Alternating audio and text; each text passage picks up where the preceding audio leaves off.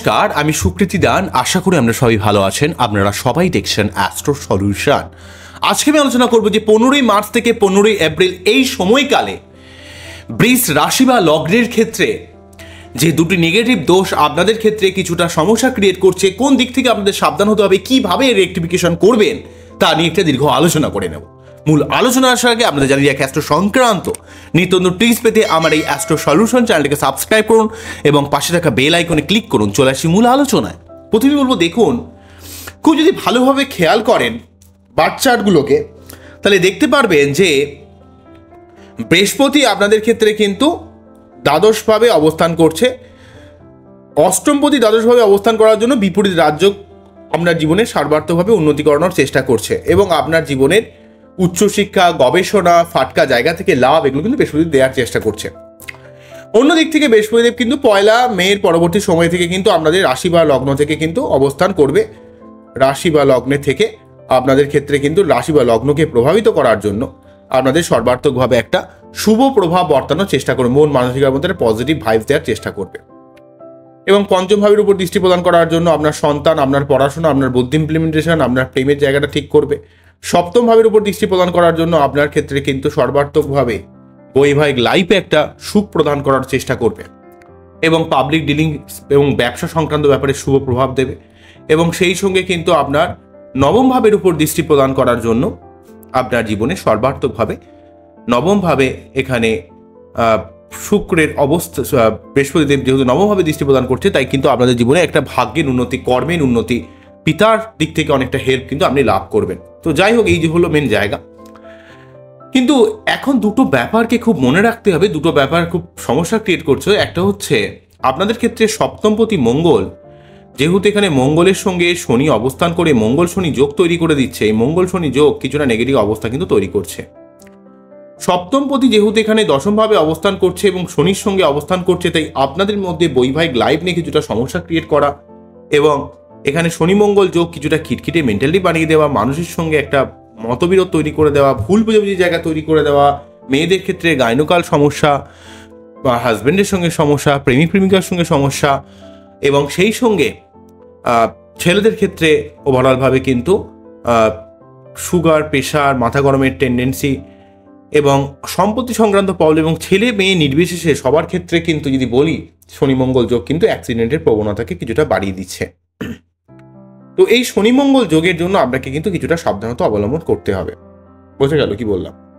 তো শনি মঙ্গল যোগ কিন্তু মাথা গরমের টেন্ডেন্সিকে অত্যন্ত বাড়িয়ে দেয় এবং দশম ভাবের উপর যেহেতু এই যোগটা তৈরি করছে, যদিও কিন্তু এক্ষেত্রে আপনার সপ্তমপতির সঙ্গে দশমপতির একটা কানেকশন, সেই দিক থেকে ভালো হলো, ব্যবসা করলে ব্যবসা দিক থেকে উন্নতি হলেও, আপনার জীবনে ইন্ডাস্ট্রি সংক্রান্ত কোনো কাজের সঙ্গে যুক্ত থাকলে সেখানে ভালো হলেও শনি মঙ্গল যোগ কিন্তু কিছুটা আপনাকে রাগিয়ে দেবে, কর্মক্ষেত্রে চাপ বৃদ্ধি করবে, কর্মে একটা কিসের যেন আপনি প্রেসার ফিল করবেন সব দিক থেকে, ঠিক আছে, সেই ব্যাপারটা কিন্তু থাকছে। অন্য দিক থেকে যদি খুব ভালোভাবে দেখা যায় যে এখানে রবি এবং রাহু এই যোগটা, রবি রাহু যোগ কিন্তু আপনাদের জীবনে সর্বার্থকভাবে, রবি এবং রাহু এই যোগটা কিন্তু আপনার মন মানসিকতার মধ্যে কিছুটা চাপের অবস্থা তৈরি করবে। রবি কিন্তু এতদিন ধরে ফাল্গুন মাস ধরে কিন্তু টোটালটা শনির সঙ্গে অবস্থান করছিল, চৈত্র মাসটা টোটাল কিন্তু মীন রাশি ঘরে রাহুর সঙ্গে যুক্ত হয়ে অবস্থান করবে, অর্থাৎ এখানে 14ই মার্চ থেকে 13ই এপ্রিল পর্যন্ত কিন্তু রবি এই রাহুর সঙ্গে অবস্থান করবে। তো এই রবি রাহু যোগ থাকার জন্য আপনার পিতার শরীর স্বাস্থ্যের ব্যাপারে আপনাকে যত্নশীল হতে হবে, মান সম্মানের জায়গার ব্যাপারে আপনাকে যত্নশীল হতে হবে। আপনার অর্থ লাভের দিক থেকে যেখানে কোনো প্রাপ্তিযোগের জায়গাটা কোথাও যেন একটা আটকে যাওয়ার চেষ্টা করবে এবং যেহেতু আপনার চতুর্থপতি রবি কিন্তু এখানে রাহু যুক্ত হয়ে অবস্থান করছে, তাই এখানে রবি রাহু যোগ কিন্তু আপনার চতুর্থ ভাব সংক্রান্ত ব্যাপারে কিছুটা সমস্যার মধ্যে ফেলে দেবে। কেননা আপনার পরিবার কেন্দ্রিক ব্যাপারে, মায়ের শরীর স্বাস্থ্যের ব্যাপারে সাবধান হতে হবে।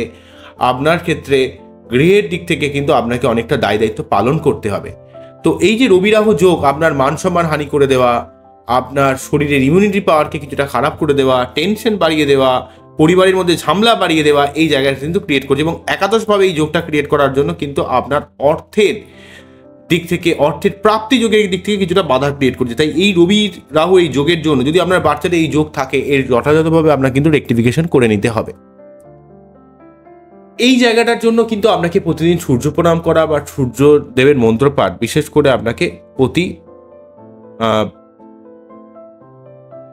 প্রতি রবিবার আপনাকে দেখুন সূর্যদেবের পুজো করতে হবে।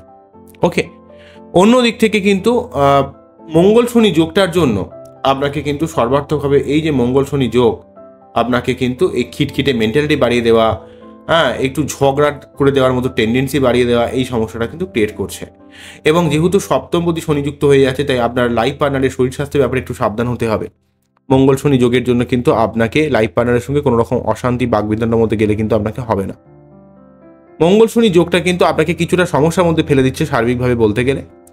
তো মঙ্গল যেহেতু এখানে মঙ্গল শনি যোগটা দশমভাবে ক্রিয়েট করছে, মানে আপনার ক্ষেত্রে কিন্তু একটা প্রফেশনাল লাইফেও কিছুটা চাপের অবস্থা তৈরি করছে। তাই প্রতি মঙ্গলবার 3 বার করে হনুমান চল্লিশা পাঠ করা, প্রতি শনিবার নিরামিষ খাওয়া, শনি মন্দিরে পুজো দেওয়া, এই ব্যাপারগুলো আপনাকে করতে হবে।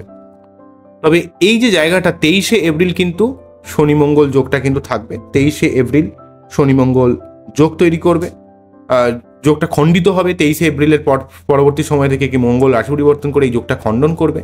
অন্যদিক থেকে এই যে রবি রাহু যোগটা, এটা কিন্তু 13ই এপ্রিল কিন্তু এটা খণ্ডন হবে। 13 এপ্রিলের পরবর্তী সময় থেকে রবি কিন্তু বৃহস্পতিদেবের সঙ্গে অবস্থান করে এখানে বৃহস্পতি রবি যোগ তৈরি করবে, কিন্তু আপনার ক্ষেত্রে সর্বার্থকভাবে চতুর্থপতির সঙ্গে এখানে অষ্টমপতির একটা কানেকশন তৈরি করবে, এবং সেটা দ্বাদশভাবে থাকার জন্য কিন্তু আপনার জীবনে পরিবার কেন্দ্রিক ব্যাপারে অনেকটা লাভ দেওয়ার চেষ্টা করবে, আয় দেওয়ার চেষ্টা করবে, ফাঁক থাকা জায়গা থেকে আপনার জীবনে উন্নতি করানোর চেষ্টা করবে।